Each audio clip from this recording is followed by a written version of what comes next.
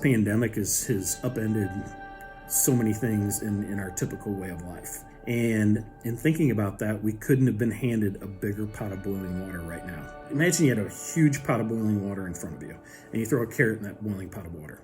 Well, what happens to that carrot? Well, that carrot softens. It gets really soft and malleable from its environment. What happens if you throw an egg in that boiling pot of water? Well, that egg actually becomes hardened. And when you think about a hardened egg or a hardened person, they can't accept love. They're a little resistant to the things actually being thrown at them. Both those situations, the carrot and the egg, were transformed by their environment. So what happens when you throw a coffee bean into a boiling pot of water? And this is where most people actually scratch their head. Well, that coffee bean actually begins to make coffee. Well, that coffee bean actually transformed that entire environment, which was its boiling pot of water. Our families were reaching out, and a lot of them had concerns, frustrations, different things about what does it mean for, my daughter's future and so forth. And part of me was like, we need a timeout. We need to make sure that we've got the right mindset. Developed a quick survey, sent it out to our group. It was no more than 20 questions about the difference between a fixed mindset, thinking about how you are currently, versus the growth mindset of, you know what, I can change anything around me as long as I put in the effort, have the right focus, do the right things, and I can make myself, a better person, a better version of me. They did it all within 24 hours. We had about 40 responses, which was kind of cool. We did a huge Zoom meeting to bring them all together to talk about the mindset. Never done a peak performance mental training session with anyone in our organization other than our athletes. Well, now we did it with our families, and it was great. The feedback was awesome.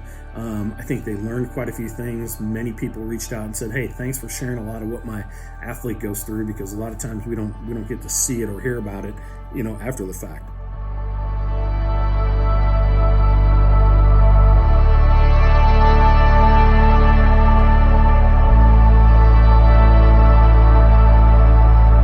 You started doing this during this pandemic to actually put you more toward or in line with your goals or bring yourselves closer to one another?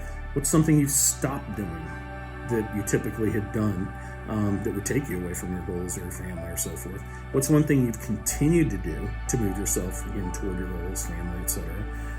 And then had them come up with one word. If they had to describe a word for the rest of 2020, what word did they come up with this pandemic that inspires them to impact others, including themselves, throughout the rest of 2020? And then the last question had to do with coffee bean. And what's the coffee bean moment that your family has had during this pandemic that you guys will look back on and say, hey, this has transformed me? How they put these videos together, so many of them put a lot of time, thought, energy into it, to know that the stuff and the information that we're providing athletes and their families, they're taking to heart, and they're actually doing things with it to impact others, which is just phenomenal. Who could ask for anything better? I mean, our whole goal and everything that we do is to teach each other to become better servant leaders. God has given us a huge reset on our way of life.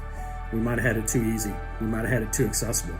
But I think he's asking us to live our lives the way he had envisioned for us to do it, and to get back to basics: family, love, positivity. I challenge each and every one of you and your families kind of go through that same process and answer those same questions.